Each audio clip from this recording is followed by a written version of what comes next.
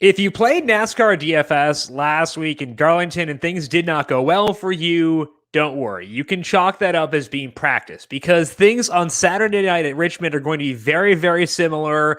Similar roster construction, similar strategies, similar data to emphasize, similar a lot of stuff. And it means we can just, if you didn't do well last week, write it off, move on to this week, and recycle everything and run it back up once again, because it's going to be a very similar discussion here this week. Welcome on into the Heat Check Fantasy Podcast, powered by numberFire. That's right here on the FanDuel Podcast Network and numberFire.com. My name is Jim Sonis. I am a senior writer and analyst for numberFire.com, here to break down Saturday night's Federated Auto Parts 400. That is at Richmond. Again, it is on Saturday night. So fill out those lineups in advance. If you are a procrastinator, do it today, do it early Saturday. Make sure you get them done before Saturday at 7:30 when lock occurs for this race. We're going to talk about strategies. We're going to talk about driver selection, my favorite guys in each salary tier, and much more. But first, a quick reminder, we have a lot of stuff here on the numberFire Daily Fantasy Podcast feed for this week.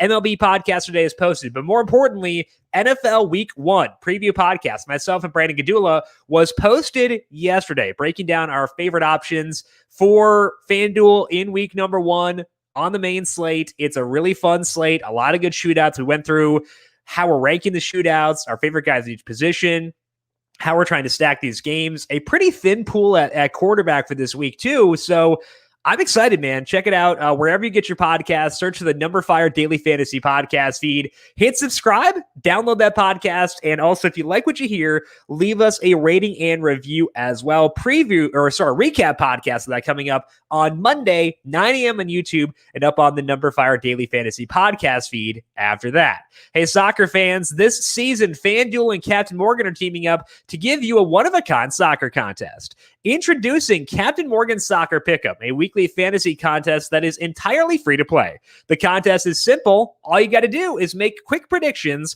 for Saturday games this soccer season. You will earn points for each correct pick and compete for a chance to win up to $3,000 in prizes every single week. Head over to FanDuel and enter the Captain Morgan Soccer Pickup today. Must be 21 plus to participate. For more details, is FanDuel.com or download the FanDuel Fantasy app. Eligibility restrictions apply. And don't forget to make your game day more delicious and sub in the captain. Let's take a look at the track breakdown for Richmond. And again, it's a very similar process to last week, which makes sense because they're very similar. We're changing the number of laps. It was 367 last week. It's 400 this week. That's not a big difference. And it does mean we need a bigger emphasis on laps led, but it's still relatively even to what it was last week. We also still have the 16 playoff drivers starting at the front of the field once again. So it's the exact same setup, which means I'm going to take the exact same strategy. For those who were not here last week, didn't listen to the podcast, or did not play, that means we need at least two playoff drivers in every lineup, and I'm likely getting to 3 in most of mine. Last week, it was just 2 playoff drivers in the perfect lineup, but those 2 were can't-miss plays. If you didn't have both Kyle Larson and Denny Hamlin, you were praying to min cash effectively. If you use 3 playoff drivers, you get 3 darts to correctly identify who leads all the laps. I will take 3 darts over 2 every single time. On top of that, that race was wild. Almost every playoff driver had big issues. And you don't expect that because Richmond is less volatile than Darlington. These are the best drivers, for the most part, in the sport this year. So in general, I think the default assumption should be that 3 playoff drivers will be the optimal lineup for this week. And we saw that here last year. And the playoff race in Richmond, the perfect lineup had 3 playoff drivers in that. Plus, I think that that's just the way you want to play things anecdotally. Data backs it up. It also helps that the playoff drivers, once again, just like last week, are the best drivers. The top 13 drivers in projected average running position for my model are playoff guys. 15 of the top 16 are playoff drivers. The one exception in there is Ross Chastain. So if you want good finishes, which you do because you get points for them, you should prioritize playoff drivers once again this week. And that's the key thing for me, is making sure I have, again, probably 3 playoff drivers in each lineup. I could justify a 4th if I just load up on the mid-range ones too. So Just keep that in mind as well. For the value plays, you will have to be a bit okay using guys starting in the middle of the pack. We don't have a lot of guys starting super far back who are viable. Only one driver in the top 20 drivers in my model is starting outside the top 25. That is Matty Benedetto back in 28th. So things are not going to be as back heavy as they were last week. We had some guys in the 30s last week who were viable. That's not the case this week. And that's fine. I'm just giving you a heads up that lineups won't be as comfortable this week as they were to fill out last week because we're not going to have as many obvious, massive place differential guys as we had then. As far as what data to emphasize, I do think last week's race is super relevant because although Richmond and Darlington are very different tracks, they're both using the same rules package, 750 horsepower package. They both feature heavy tire fall off, and that's a good amount of overlap. I would prioritize the first Richmond race first because it's a very unique track with just weird turns, kind of hard to conquer. We do see a lot of drivers struggle at this specific track, and I think that you look at Richmond first, look at other short flat tracks after that, Martinsville, Phoenix, you got New Hampshire in there too, but Darlington does matter. The samples I'll be digging into most are what drivers have done on short flat tracks or what they've done on either flat tracks or those with heavy tire fall off. So the only difference is between the two splits is that the one looks at just Richmond, New Hampshire, Martinsville, and Phoenix, whereas the other one adds in Nashville because it's flatter, and then Darlington too because it has heavy tire fall off. So it's a blend of the two. Richmond it's flat, it has heavy tire fall off, so I'm okay putting those in a blender and see what that spits out. So to recap, you need at least 2 playoff drivers in every lineup, and I want at least 3. If you don't know who the playoff drivers are, they're the drivers starting the top 16 in the running order for this week. I, again, want 3 of them in almost every lineup. I need to be okay using value plays starting in the middle of the pack. We're not going to get a lot of massive place differential guys in this race. We'll talk about 2 guys starting outside the top 25. I think are pretty relevant, but they're not necessarily like one of them's not a core play. Other one could be cash game viable. But and then finally lean on a blend of short/flat tracks and Darlington and Nashville to get a read on who will do well for this week. Once we do all that and consider all of those factors, let's decide who are the top drivers for this week on FanDuel. Starting off with the elite tier, that is Martin Truex Jr. at $14,000 through Joey Logano at $12,500. I think the 2 highest salary guys here, those are Truex and Denny Hamlin, are the most likely winners. At least they are based on my simulations. I want to have a lot of both. Hamlin has a slight edge in my simulations, but I'd personally rank Truex a hair higher. I just like Truex's overall form on similar tracks more. He might have won Darlington last week, despite tons of problems had he not gotten caught speeding on pit road. He led 107 laps in the first Richmond race. He also swept both races here back in 2019. So Truex is my number 1. Hamlin is number 2, and I like him a bit more as a win bet just because the number is longer. He's 7-1 versus Truex at plus 550. So I do like Hamlin more as a win bet, like Truex more in DFS. Hamlin led 207 laps here in the spring, finished second there.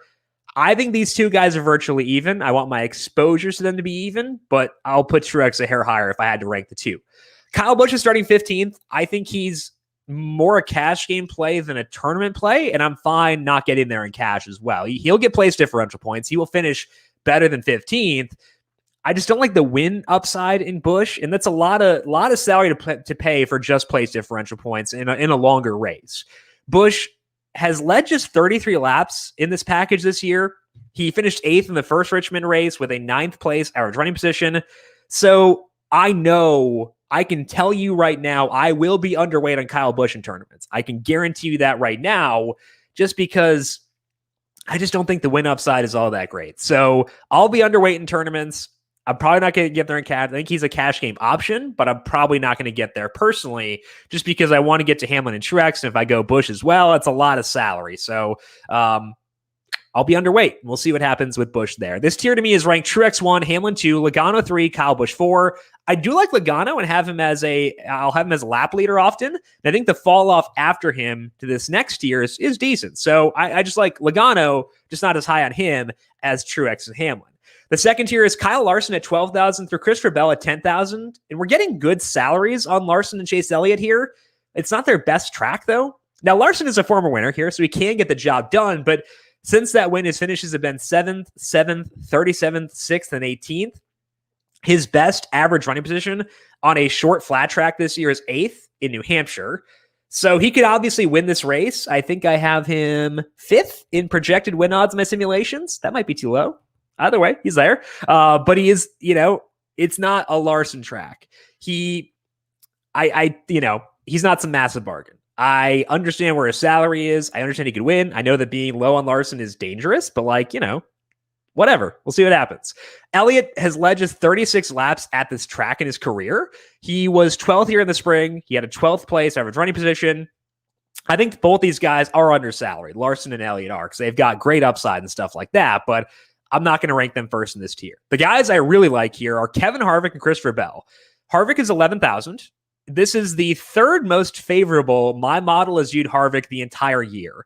It was higher on him last week at Darlington. He did lead 20 laps there, finished 5th despite some issues during the race. So I think that Harvick can win, and I like him at $11,000.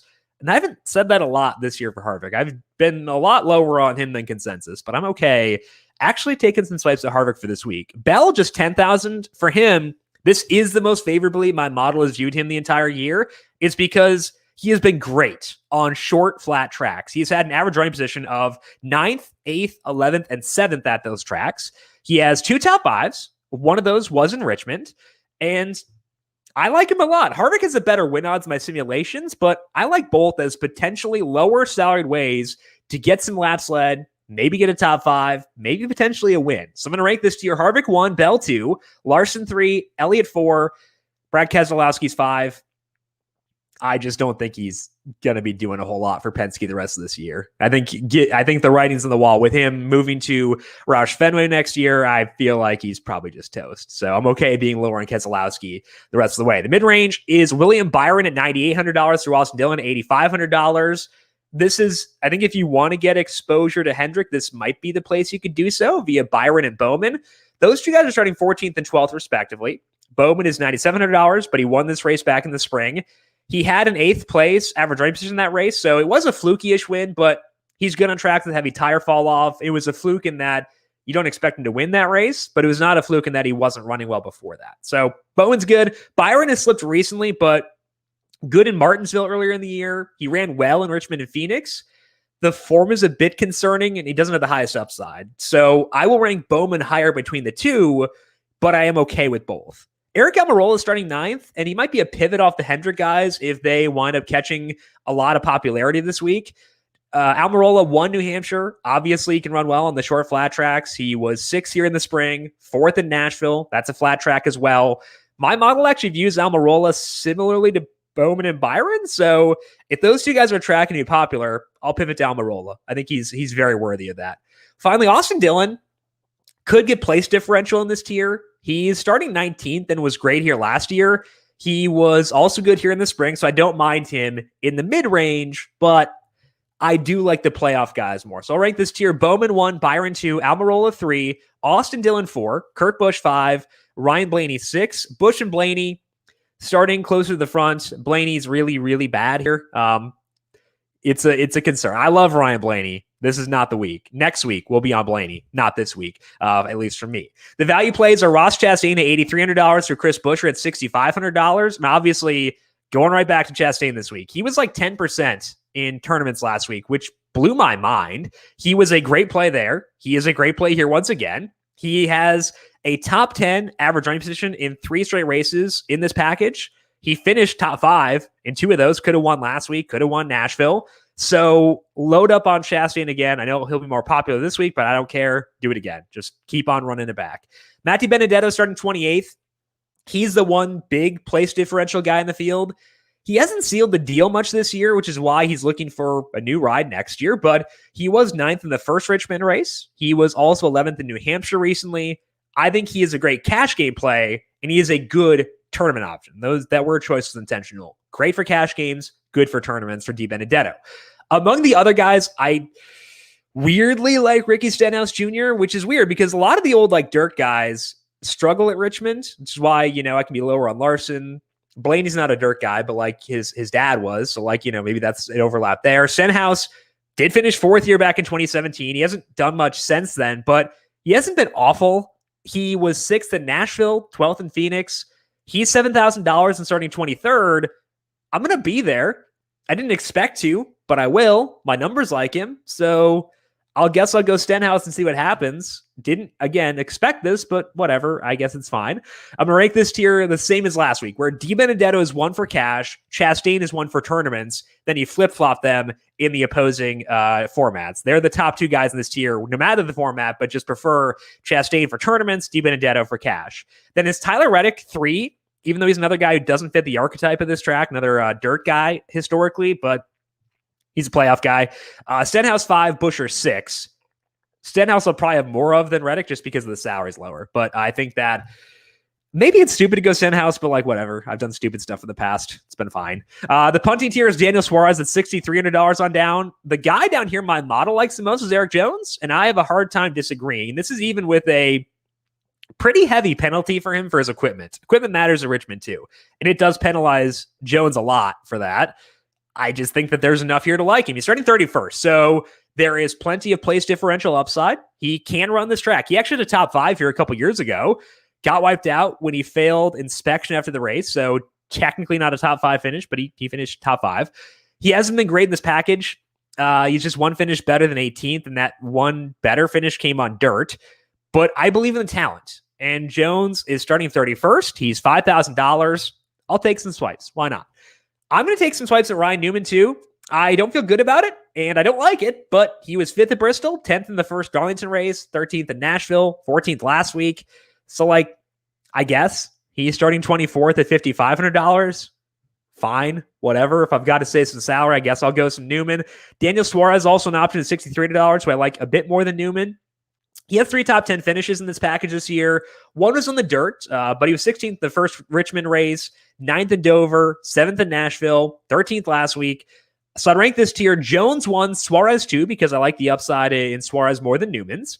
Newman is 3. All 3 of those guys are viable plays, and I will get some Corey LaJoie at $4,000 too, just in case last week's race with massive speed wasn't a total fluke. LaJoie here back in the spring, 22nd place, average running position, been pretty good in the short flat track. So I'll get to some LaJoie. I'll see what happens. It's not going to be a lot, and I prefer Jones and I prefer Suarez over him, but I'll get some LaJoie. Just see what happens. Why not? We'll have some fun and take some swipes down there. Let's finish up here with the win picks. I'm going to go against what my simulations say and pick Martin Truex Jr. to win this race. I know they have Hamlin slightly higher, but I just feel better about Truex. He looked great last week. I know the finish wasn't there, but he had speed, man. And I think that's gonna pan out eventually. So I'll go Truex for the win pick above 10,000. The value play, I kind of want to cheat. So this is one of those my podcast, my rules kind of things. I usually go below 10,000. I'm going to go right at 10,000 this week and pick Christopher Bell. Bell is 4.5% to win in my simulations. I would take the over on that personally. His win odds, his implied odds are 5.3% based on betting odds. I think that's a little bit better. So I think Bell's a talented driver who has run well on this track type. I think he's pretty good. So I'm going to go Christopher Bell, my win pick below or at 10,000 or lower. If you maybe pick one below it, technically I'd be on Almarola as that top option, but I want to go Christopher Bell because, again, my podcast, my rules, the win picks this week, Truex and Bell, unless you disagree with me on my criteria, then you can go Almarola for the win pick. That's going to wrap up things for today here on the Heat Check Fantasy Podcast. Again, lock is at 7:30 on Saturday, so no conflict between NFL and NASCAR this week. That's a good thing. Make sure you get your lineups in on Saturday, though, to get them all set before lock at 7:30 p.m. Eastern.